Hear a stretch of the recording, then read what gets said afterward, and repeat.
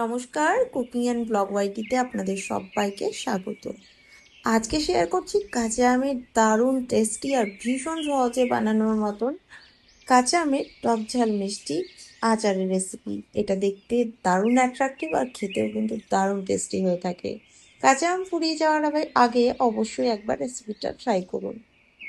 তো কাঁচা আমের এই দারুণ টেস্টি আচারটা বানানোর জন্য আমি এখানে 1 কেজি পরিমাণ কাঁচা আম নিয়েছি। প্রথমে খোসাটা খুব ভালোভাবে ছাড়িয়ে নিয়েছি, তারপর এটাকে কেটে নিচ্ছি। খোসা ছাড়িয়ে আমি কিন্তু ডাইরেক্টলি জলের মধ্যেই ভিজিয়ে রেখেছিলাম, যাতে করে এর এক্সট্রা যে কষ থাকে সেই কষটা বেরিয়ে যায়। এবার বীজটা বাদ দিয়ে আটির উল্টো দিকটা বটির সাহায্যে এইভাবে সরু সরু করে কাট লাগিয়ে নিচ্ছি। এতে পুরো আমের মধ্যে খুব ভালোভাবে মশলাও প্রবেশ করে আর পুরো আমটা দারুণ ভাবে সেদ্ধ হয়ে যায়। তো আমগুলো কেটে নেওয়ার পর দুবার জল বদলে আমগুলো ধুয়ে নিলাম। এবার এর মধ্যে যোগ করে দিতে হবে চিনি। এখানে আমি 1 বাটির মতন চিনি ব্যবহার করেছি, তার সাথে অল্প একটু ভিনিগার দিলাম।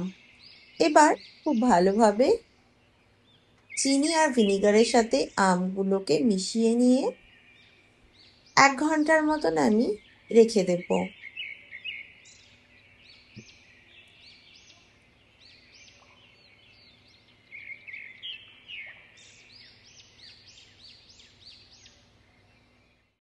এক ঘন্টা পরে দেখুন চিনিগুলো কিন্তু আমের মধ্যে খুব সুন্দরভাবে গলে গেছে। এবার আমি চলে যাচ্ছি নেক্সট স্টেপে।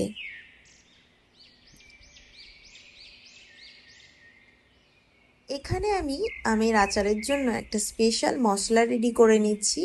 এখানে 1/2 চামচ করে গোটা ধনে, গোটা জিরে, গোটা মৌরি, মেথি আর 3টে শুকনো লঙ্কা নিয়েছি। একটু ড্রাই রোস্ট করে নেব। যে কোনো শুকনো কড়াইতে বা তাওয়াতে, যেখানে খুশি আপনারা এই মশলাটা ড্রাই রোস্ট করে নিতে পারেন। তারপর ঠান্ডা হওয়ার পর একটু দানা দানা রেখে গুঁড়ো করে নেব।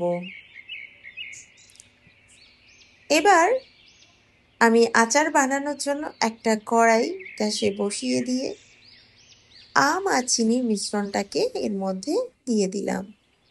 এই বাসনের মধ্যে একটু চিনিটা রয়েছে, সেই চিনিটাও কিন্তু এর মধ্যে দিয়ে দিতে হবে, এটা কিন্তু ফেলে দেবেন না। এরই সাথে আমি 1/2 চামচ পরিমাণ একটু লবণ যোগ করে দেব।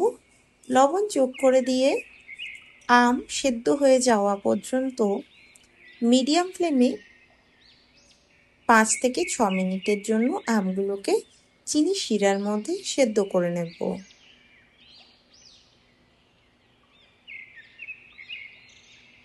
চিনি শিরার মধ্যে আমগুলোকে 5-7 মিনিট সেদ্ধ করে নেওয়ার পর এর মধ্যে দিয়ে দিচ্ছি সামান্য একটু হলুদ গুঁড়ো, কাশ্মীরি লাল লঙ্কার গুঁড়ো।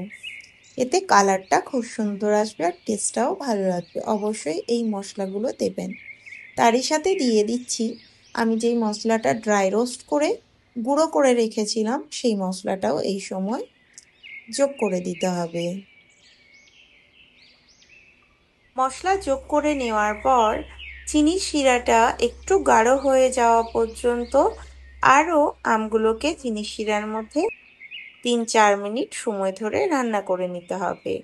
দেখুন চিনি শিরার কনসিস্টেন্সি যথেষ্ট গাঢ় হয়ে গেছে, চটচিটে ভাবে এসে গেছে আর একতারও তৈরি হয়ে গেছে। এবার ফ্লেমটা বন্ধ করে দেব আর এটা ঠান্ডা হওয়ার পর পরিবেশন করব বা কাচের বয়ামে ভরে রাখবো।